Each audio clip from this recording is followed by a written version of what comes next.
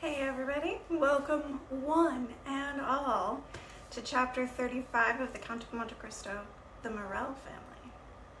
The Count arrived at number 14 Rue Meslay in a very few minutes.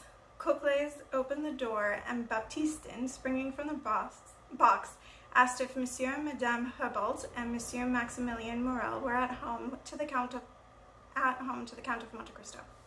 To the Count of Monte Cristo, cried Maximilien, throwing away his cigar and hastening toward his visitor. I should think we were at home to him. 1,000 thanks, Count, for having kept your promise. The young officer shook the Count's hand so cordially that there could be no doubt as to the sincerity of his feelings. Come along, said Maximilien. I will announce you myself. My sister is in the garden plucking the dead roses. My brother is within 5 yards of her reading his 2 papers. For whatever Madame Herbault is, Monsieur Herbault will be found within a radius of 4 yards, and vice versa. At the sound of their steps, a young woman of 20 to 25, dressed in a morning gown, raised her head from the rosebush, which she was carefully trimming. It was no other than Julie, who, as Thomson and French's representative had predicted, had become Madame Emmanuelle Herbault. She uttered a cry of surprise on seeing the stranger. Maximilien began to laugh. Don't upset yourself, Julie, said he. The Count has only been in Paris 2 or 3 days, and knows what a householder of the Marais has to do, and if he does not, you will show him. It is most unkind of my brother to bring you thus, but he has never any regard for his poor sister's sanity. Penelon! Penelon! An old man who was digging a bed of Bengal roses stuck his spade into the ground and approached, cap in hand, the while striving to hide a quid of tobacco he had just put into his mouth. A few silvery strands mingled with his thick hair, while his bronzed face and bold, keen eye betrayed the old sailor, tanned by tropical suns and many tempestuous seas. I believe you hailed me, Mademoiselle Julie, he said. Penelon had retained the habit of calling his master's daughter Mademoiselle Julie, and could never accustom himself to addressing her as Madame Herbault. Penelon, go and inform Monsieur Emmanuel of this gentleman's arrival. Then, turning to Monte Cristo, she said, You will permit me to leave you for a few minutes? In the meantime, Maximilien will take you into the salon. Without waiting for a reply, she disappeared behind a clump of trees and regained the house by a side entrance. The salon was impregnated with the scent of sweet-smelling flowers massed together in a huge Japanese vase. Julie, appropriately dressed and her hair coquettishly arranged, she had accomplished this feat in 10 minutes, was waiting to receive the Count. The birds could be heard chirping in a neighboring aviary.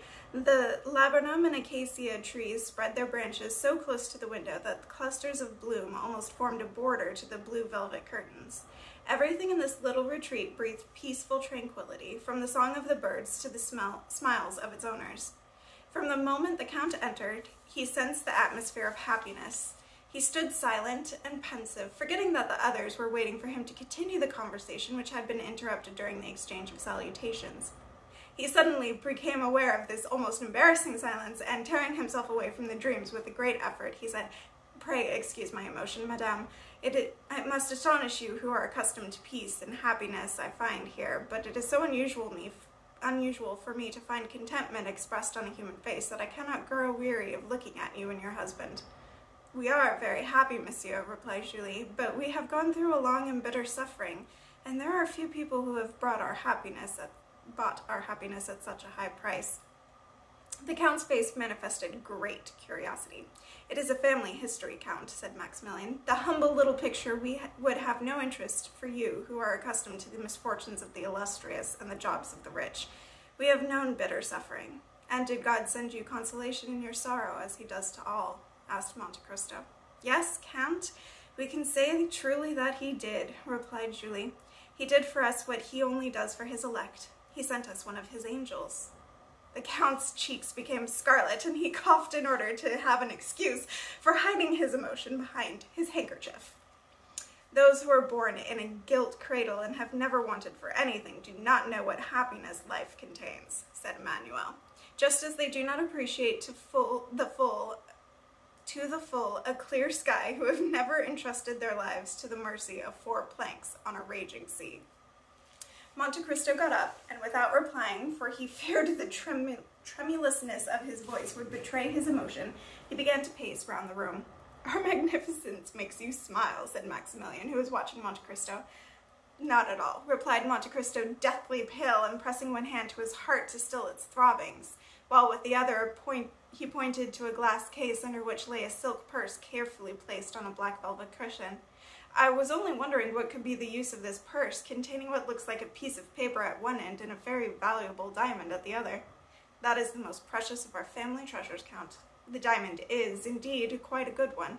My brother was not alluding to the value of the stone, though it has been estimated at 100,000 francs. What he meant was that the articles contained in that purse are the relics of the angel I mentioned just now. Forgive me, madame, I do not mean to be indiscreet. I could not understand the meaning of the purse and will ask for an explanation. Indiscreet, you say? On the contrary, we are grateful to you for giving us an opportunity to open our hearts on the subject. If we wish to make a secret of the noble action which that purse reminds us of, we should not expose it thus to view. We would rather make it known to everyone, so that our benefactor may be compelled to betray his presence by his emotion. Really? Said Monte Cristo in a stifled voice. This has touched the hand of a man who saved my father from death, all of us from ruin, and our name from dishonor, said Maximilian, raising the glass case and devoutly kissing the silk purse. It has touched the hand of one whose merit it is that, though we were doomed to misery and mourning, others now express their wonder at our happiness. This letter, continued Maximilian, taking the piece of paper from the purse and handing it to the Count, this letter was written by him on a day when my father had taken a desperate resolution, and the diamond was given by our unknown benefactor to my sister as her dowry. Monte Cristo opened the letter and read it with an indescribably happy expression. As our readers will know, it was the note addressed to Julie and signed Sinbad the Sailor. I have not given up hope of one day kissing that hand as I kiss the purse it has touched, said Julie.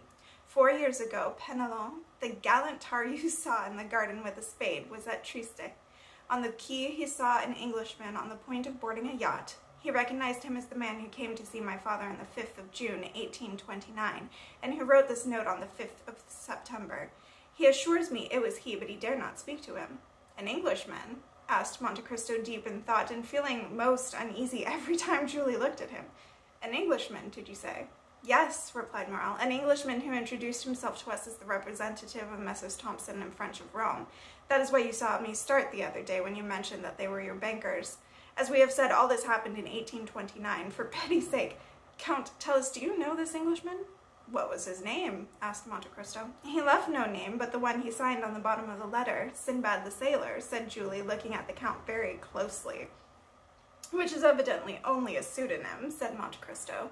Then, remarking that Julie was eyeing him more closely than ever, and was trying to detect some resemblance in his voice, he continued, was this man not about my height, perhaps a little taller and somewhat thinner, his neck imprisoned in a high cravat, his coat closely buttoned up, and hadn't he the habit of constantly taking out his pencil? You know him, then, exclaimed Julie, her eyes sparkling with joy. No, I am only guessing, said Monte Cristo. I knew a Lord Wilmore who was continually doing things of this kind. Sister, remember what father often told us, interposed Morel. He always said it was not an Englishman who had done us this good turn. Monte Cristo started. What did your father tell you? He asked. My father regarded the deed as a miracle. He believed that a benefactor had come from his tomb to help us. It was a touching superstition, Count, and though I could not credit it myself, I would not destroy his faith in it. How often in his dreams did he not mutter the name of a dear friend who was lost to him forever? On his deathbed, when his mind had been given that lucidity that the near approach of death brings it, this thought, which had till then only been a superstition, became a conviction. The last words he spoke were, Maximilian, it was Edmond Dantes. At these words, the Count, who had been gradually changing color, became alarmingly pale. The blood rushed from his head, and he could not speak for a few seconds.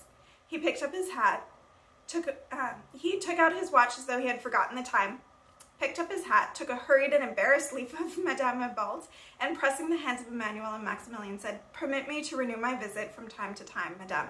I have spent a happy hour with you and am very grateful for the kind way in which you have received me. This is the first time for many years that I have given way to my feelings. With that, he strode rapidly out of the room. What a peculiar man this Count of Monte Cristo is, said Emmanuel. He certainly is, replied Maximilian, but I believe he is very noble-hearted, and I am sure he likes us. As for me, said Julie, his voice went to my heart, and 2 or 3 times it occurred to me that I had heard it before. All right. Chapter 35 is over.